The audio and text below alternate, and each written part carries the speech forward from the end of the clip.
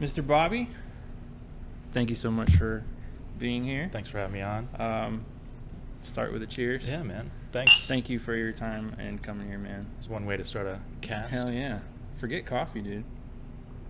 That's a big shot. Oh, it's not supposed to be a shot. We're supposed to be sipping. Oh, okay. Let's take I our see time. how you then. roll, though. How you doing, man? I'm doing well. How's I am. life?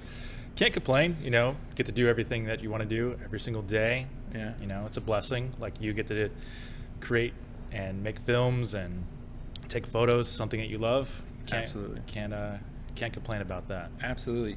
So I wanted you to be on here for several reasons. You are by far one of the most interesting characters that I have been able to meet and had the pleasure of working with. And you're talented. You have such an interesting and colorful background to how you came to do whatever it is that you do now. So before we get into it, introduce yourself, sort of tell our listeners who you are and what you're currently doing, and then we'll jump into the juicy stuff. Sure. Yeah. How far back do you want to go? No, sure. Just tell me what you're doing now, who you are, and yeah, just currently what you're doing now. Yeah. So I am the owner of Starks Media, and what I do is I pretty much make commercials for corporations and businesses. And I pretty much segmented myself into that business. So I pretty much just don't stray away from doing anything else besides corporations and businesses. So you would say that I'm a producer inside my own company. And that's pretty much what I do now. Interesting. And it doesn't go as far as saying you're very talented. I remember the first time that you approached me. I think it was through email, or I'm not sure how it was, but when I landed on your page and I saw the very first video I saw was this wall moving or something like that. I don't know what it was, but it hit me in the face, and I'm like, how in the hell did this guy do that? But I had a few things I wanted to go over with you, because like I said, you have a military background, you're into content creation, you are just I feel like there's a lot more to you that a lot of people don't know. So how did you get started into content creation first? So I'm going to try to make a long story short. So I was always into filming. So what I wanted to do when I was a kid, I wanted to be a stuntman, parents talk with each other like, what do your kids want to do? Oh, I want to be a firefighter or doctor or whatever. My mom would be like, oh, he wants to be a stuntman. Tom Cruise, baby, So I used to always borrow my mom's old VHS tape. The old ones where you have to put the cassette in. She had a hole this, those old school. So I used to take those and, me and my friends would create stupid fight scenes. We'd set it up and jump on a trampoline and do our own stupid fights. And I would jump off roofs and whatever. So that kind of cultivated wow, I really like doing this. But 9/11 happened when I was in high school, and then that happened, and 3 weeks later, I was at boot camp in the Navy. Whoa. So I continued throughout my military career. That went on for 8 years, got out, and worked for different corporations as I got out, went to college and stuff like that. So I've always been interested in cameras or anything like that, and how it presented more is how I started doing this one company, and I started doing all their media for them. And that convolted to myself wanting to do more in that career. So I was like, I could do this for other companies or people. So that's how it started. Are you self-taught? I am self-taught. Nice. So yeah. What do you remember the first time that you just picked up a camera to actually make content for a company or for yourself?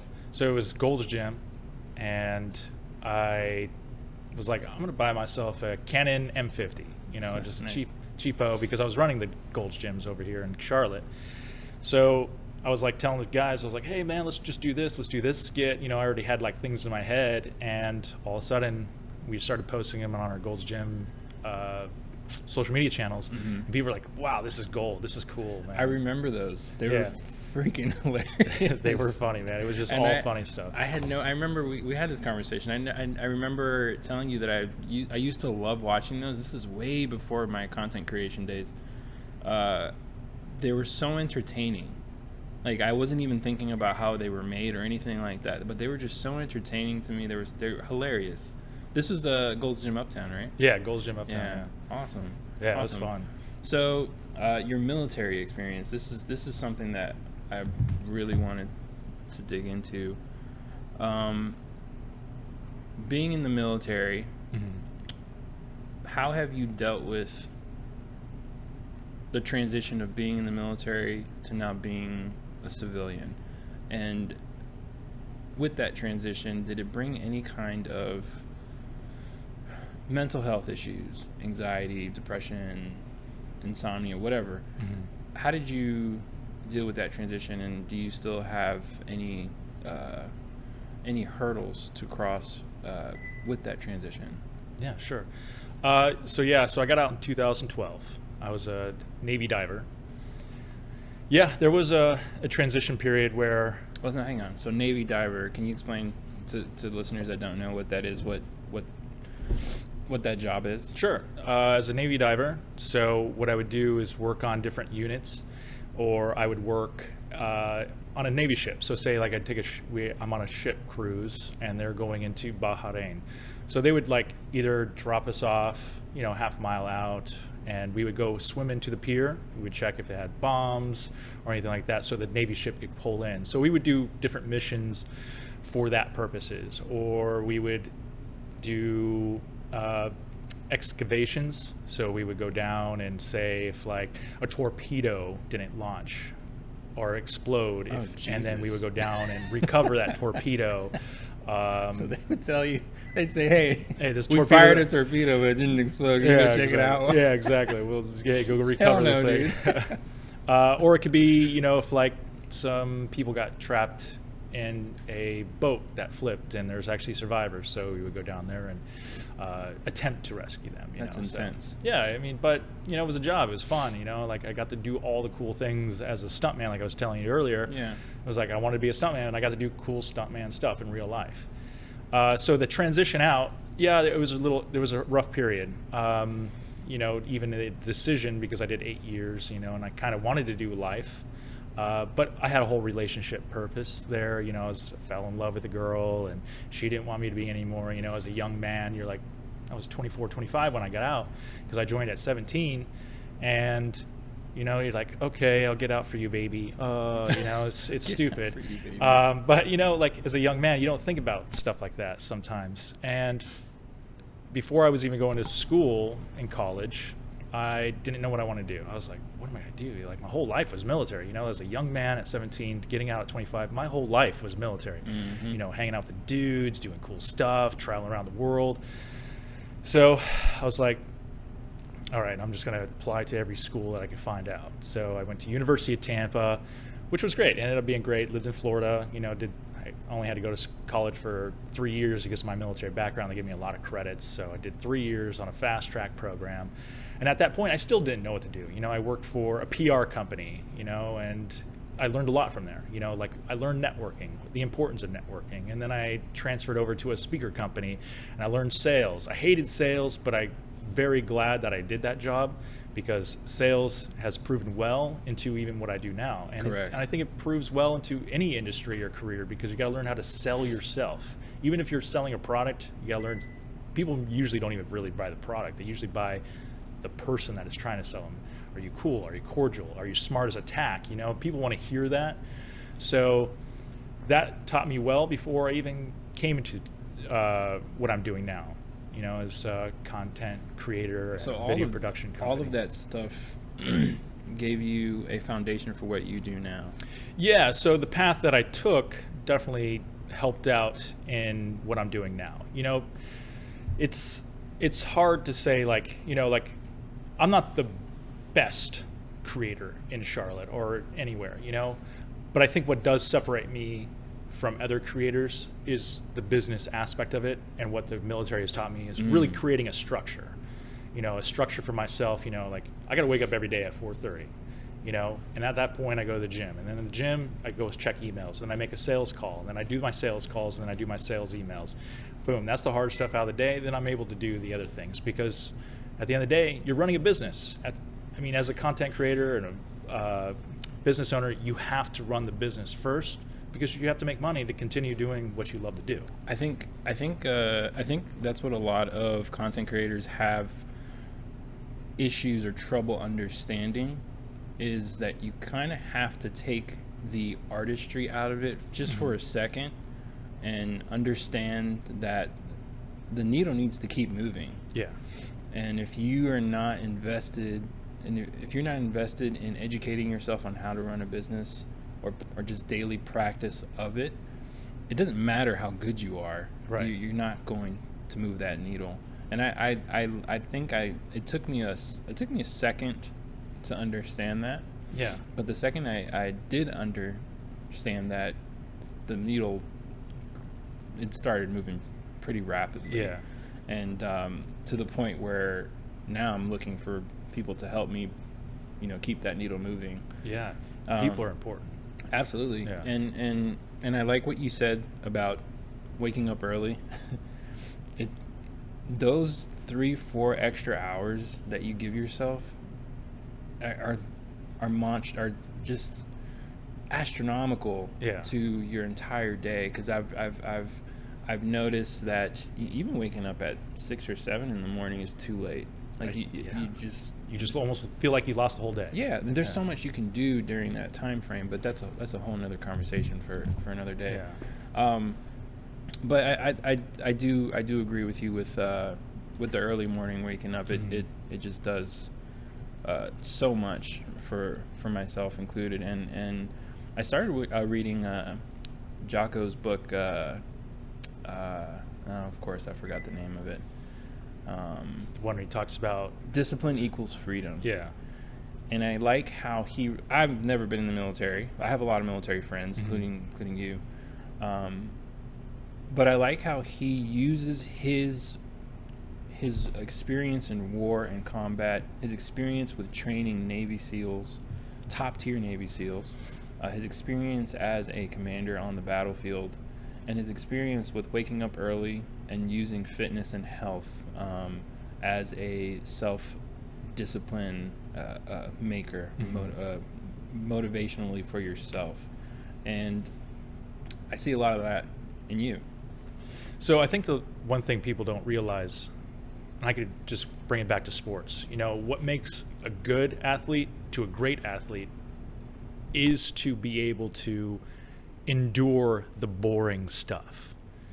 So what does that mean is, like, I'm going to wake up, I'm going to do the stupid stretches that I need to do. I'm going to eat the things that I need to do to make myself perform even better. It's the boring stuff. Every day you wake up, you got to do the boring stuff.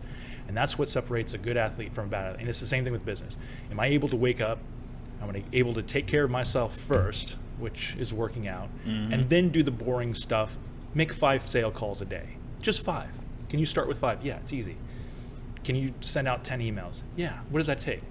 An hour and a half of your day? By the time you get to 7, 8 a.m., you've made 5 sales calls, sent out 10 emails.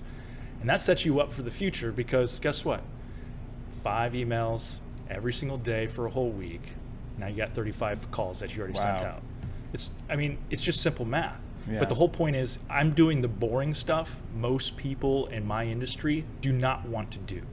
And that's what separates me from other content creators in the area, because other corporations are hearing my voice, they're seeing my emails, and I put that on a list on a CRM system, and if I don't get a call back, guess what? 2 weeks later, you're getting another phone call from me. So they'll finally, about the 7th, 8th time, they're like, all right, let's just talk to this dude. It's the simple things that most people don't want to do, that you have to endure to get through it, to make sure that you keep on growing in your own industry. So you are persistent with you keep trying. You don't just send out 1 or 2 follow back. You follow up multiple times. And has that worked out? Yeah, all the time. So, obviously not every single company is ever going to call you back, but it's the persistency that people, I think, start enjoying. They're just like, okay, this guy just keeps on calling. Let's hear what he has to say. Even if I don't make that sale right then and there, sometimes they'll call back 6 months later from now. You know, when maybe that company has a marketing budget, or they're in Q4 and they're like, oh man, we have $10,000 left on our marketing budget. Let's make a video.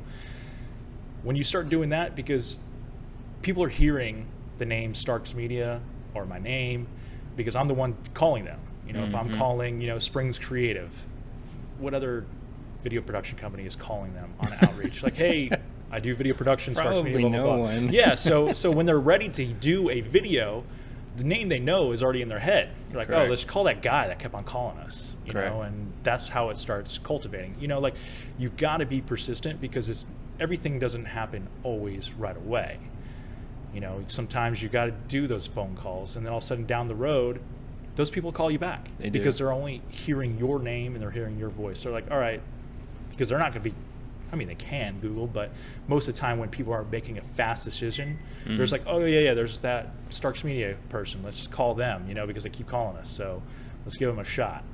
And after that, you make these friendships and you make those good connections. And all of a sudden, if you do a good job, they start telling their friends and their business partners and stuff like that. And that's how you build your network. But you got to keep on doing it all the time, because, you know, this is what I say. If you're afraid to hear a no, or you're trying to work on one client so hard and they tell you no and you're worried about it, that means you never made enough phone calls. Because hearing a no for me is like, okay, whatever, because I've made so many phone calls and emails that I don't have time to even worry about this no, because there's other things that I've already worked on in the future. You've already established other things that that's very interesting. Worried about a no, you're not doing enough. Yeah. So what's next for Starks Media? And let me backtrack here. Yeah. What do you find yourself most passionate about, whether it be with what you're doing in your industry, and where do you see Starks Media going in the future? So what I'm most passionate about is actually standing back, and the people that I bring on board get to be able to do their job. Like, so when I've reached out to you and I see your filming skills, you know how I work. Like, you ask me, hey, do you want to review this footage? I'm like, no. I already trust you. I hired you because so I don't have to look over your shoulder. You always gave me that freedom, your creative freedom. Right. Yeah, because I already knew you're creative. I saw your work. Confidence. I mean, like, I already had confidence in you. I don't need to waste my time and be like, oh, let me see what you got. You know, like, I've already seen your work. I already trust you. And it's the same thing when I, like, bring on Corey. You know, he does all, like, my DP work and cinematography. Corey's amazing. He's great. He's a great guy. And he asks me sometimes, he's like, hey, do you want to I'm like, no, dude, I already know what you could do. Yeah. So when we bring that in the editing room and then we could, like, edit that, I already know most of the shots are perfect. So it's more of like, the hardest part on me during that process is like, which shot do I use? Because every single shot is great. It's awesome. So it's like more of like, it doesn't matter what I throw in there because the client's going to see it and they're going to love it. It's more of like, which one do I want to choose? Yeah. Because it's so good of what you guys could do. And I think that is the cool part on because I don't always want to run around with a camera. I like to think of the ideas and then say, like, hey, I need this shot, and then you guys can take care of it, because I can convey a vision for everybody else to understand. So that's so important with any kind of production. Now that I'm getting these bigger, higher paying jobs, and being on the jobs that I've been on with you, I didn't realize until I started doing those things, and then obviously looking at other behind the scenes stuff of, like, bigger productions like films and stuff like that. Everyone has a role. And I've been on some commercial shoots by myself where after the shoot I wonder why I'm so exhausted. It's because when you're shooting by yourself, you have to think about lighting, audio, angles, what focal length am I going to use, how am I going to shoot this, so on and so forth.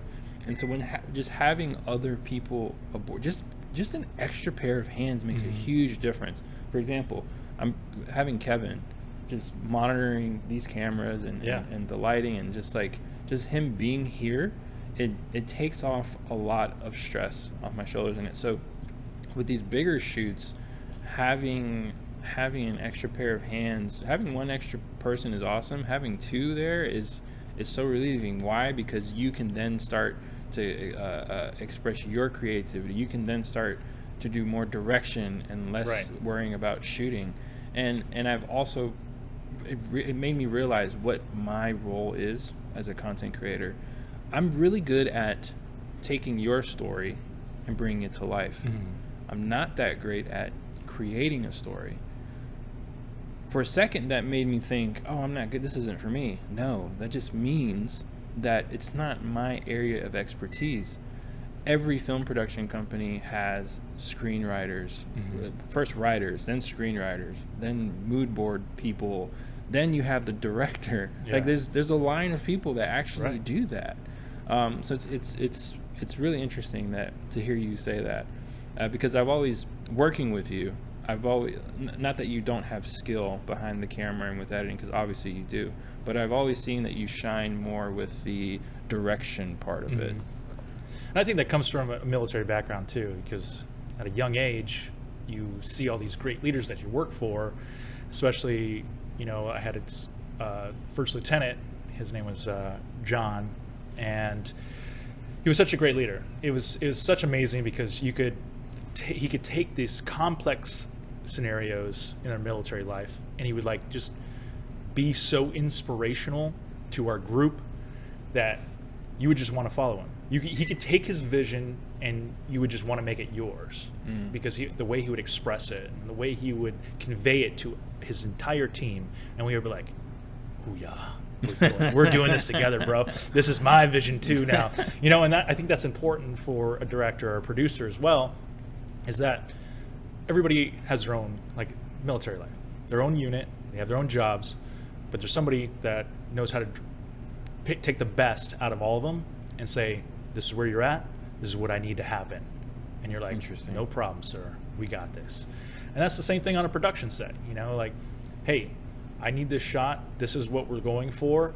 And you go to the person that knows how to use a camera and how to use lighting better, and there's no problem, I got this set up for you, because you have to know how to convey that vision or that goal that you're going for everybody to understand. It all just comes together, so to speak. So that's I think that's the most important part when it comes to creation. And because hey, listen, people do stuff by themselves all the time. I'm all for it. That's just not me. I just don't like to do things by myself all the time. I like a team around me. And like you said, it's great to have extra eyes on set and extra hands, because sometimes you're just doing so much, like you said before, and all of a sudden you're like, one of the people that you have on your team are like, hey, there's a wire on the table. You don't even see that stuff, because your brain is so far out and doing so many other things, and all of a sudden you got somebody just like, hey, there's some wires on the table, there's a glass on the table, and you're just like, oh thanks, let's remove that. That's probably the most important point of having extra people on a shoot, is you're so concerned about making sure you get the right shots, that you just don't have the mental capacity to make sure that the set is cleared of all things or obstacles, that the lighting is good here, that your audio is okay, that there isn't somebody in the background that's staring at the camera while you're filming. There's just so many things. I was actually on a shoot yesterday for a restaurant. We were doing a Sunday brunch, short commercial thing, and I approached it like any other shoot, but this shoot had about 15 extras. Some of them had modeling experience and acting experience. Some of them were just regular people. So having to control all of those people and making sure that they are acting accordingly, that they're not looking at the camera, that they don't have their cell phones on them, or that I didn't leave this lens cap on this table, and that I later found when I got home that the shot is not usable just because of those little itty bitty things. It's the small details, very small details. And by the end of the shoot, the manager from the restaurant, he's like, "How do you think it went?" I'm like, "Man, it was too rushed. It was this shot, I didn't like this, I didn't like that, blah blah blah." I'm very picky. As you should be. It went great, but it could have been, from a production point of view, it could have been a lot better because of those things. I didn't have the help that I needed for a shoot that way. So it was a great learning experience. Even though I walked away with usable footage, there's a difference between usable footage and production value. Yeah. And that's what I'm starting to learn now. Now I'm starting to realize that, hey, I do need help, because you just cannot do everything on your own. And the difference is, the freelance shoots that you do by yourself, you're normally getting paid a certain amount. But the shoots that require more help, on what's the terminology? More deck on hands, more hands on deck. More hands on deck. Yeah, whatever. That shit. More hands on deck. Those shoots, you're in a different pace bracket now. Yeah. Because those require so much more attention to detail. Right. And it's just an interesting time in my career where I'm starting to realize these things, where those are the types of shoots that I want. But before I can try and market myself to get those shoots, I have to get the required help. Because the last thing you want to do is get a $10,000 job or $20,000 job, and you show up on set with a 160 watt light and a little Sony camera, and all right, I'm here, I'm ready to shoot. Yeah. They're going to be like, where's my money going? Yeah. What am I really paying for? I mean, but then sometimes that happens, and you show them the work, and it still works out great. Correct. But yeah, I know a lot of people that lose bids because they're pricing so low. And I walk out of there, and I'm getting a $15,000, $20,000 check and a 2-month project. And they're like, whoa, how did you do that, dude? And I'm just like, well, it's because you quoted the guy $3,000 and I quoted him $15,000. It's like buying a car. It's like when you're looking at a car, you see something for $3,000 and you see another car for $15,000. Yeah, maybe it's in your budget, but you're still looking at that $15,000 because you're like, oh, this has got to be a better car. There has to be something more valuable to that $15,000 So car. a lot of times with these larger companies, they don't even like. They're like, why is $3,000? But the guy using a cell phone, and then all of a sudden you're like, yeah, $15,000. You get 2 people crew. You get these type of cameras. You get a magic light. You hire actors, all this stuff, and they're like, okay, these people sound like they know what they're doing. Here, write them the $15,000 check. Because you got to understand, these larger companies have the budget for it. They don't think about spending $3,000 because they're like, oh, this. It's going to be. What's the point? What's the point on that? Because we want a production set, and a lot of times it's some of the easiest shoots too. $15,000 cookie cutter. You just get a couple actors, you shoot them a couple times. They understand. But the thing is, when you hire professional actors, it makes the job process so much better. Instead of like, hey, is there anybody that wants to do a fill-in for an acting? Because now you're wasting your time on trying to teach people that has never been on camera. Be like, hey, I need you to smile this way, or I need you to look at the camera opposite this way. If I could already tell an actor and give him my vision of what he needs to go for, it's already saving me time on production set. You get like, what I don't have to do like 2-3 day reshoots. I could already just tell the actor what I'm going for, send him the script, if there's any lines, and he already's practicing it or she's already practicing it, and we're rolling. We're rolling at that point. So, but at the same time, you have to have a portfolio to show these corporations that you know what you're doing. It's another thing. Like, you could be just somebody off the street and be like, hey, I need $15,000 and I can produce this for you. Like, well, let me see this work. And that's what takes time, progression, like you always got to challenge yourself on each shoot. So if I had a $10,000 shoot, I'm pretending like it's a $20,000 shoot. And the next time I get like a $15,000 or $20,000 shoot, I'm pretending like it's a $50,000 shoot. So I'm always trying to push the limits of that. So when I get to show it to the next company, they're like, okay, this looks great. Let's do this. Awesome. Well, cool, man. I really appreciate you coming on here and sharing this most valuable information for a lot of people, including myself. I wanted to ask, what if there's, and I like to ask this all of my guests, if there's one piece of advice that you could give to someone that is maybe just starting out or somebody that is currently on the path of creating their own business. Doesn't even have to be anything creative wise, just starting your own business, being an entrepreneur, working for yourself, working on your own goals.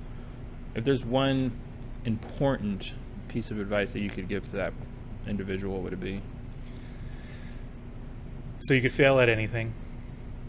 You could fail at a career, you could fail at a job.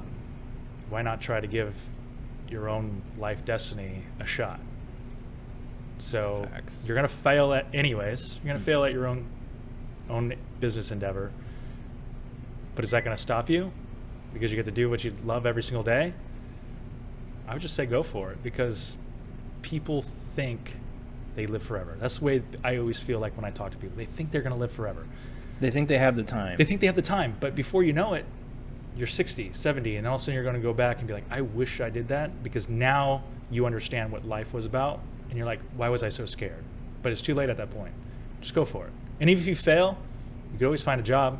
It's the easiest thing. Right? I mean, especially in today's industry. Especially right now. You see everybody is like, hey, now hiring. It's the easiest thing to get a job. Just do it. Just start. You're not going to know what to do at the beginning. Neither did you. Neither did I. But guess what? We're you just here. keep on going. You just keep on going. It's not easy, but it's definitely better than what I used to do. Yeah, exactly. A lot better. Well, thanks a lot, man. I really do appreciate you coming on here. If you are watching this on YouTube, I will have Bobby's links listed below in the description. Bobby, tell them where the listeners can find you. Yeah, just starksmedia.com or Starks Media on Instagram or any other social platforms. Excellent work. He's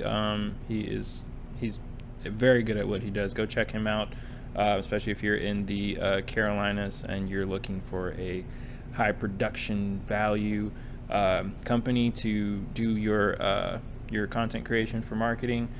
Definitely give him a call. Give him a shot. He's awesome.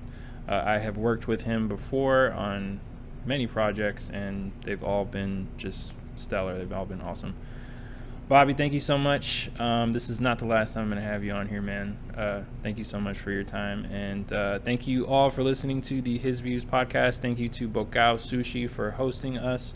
Beautiful venue, as always. One of these days, I'm going to have sushi on the podcast. Yeah, just throw it in. I'm sure they'd love to hear me eat. And thank you guys so much. Till the next one. Thanks, brother. Thanks, dude. Boom. Preach.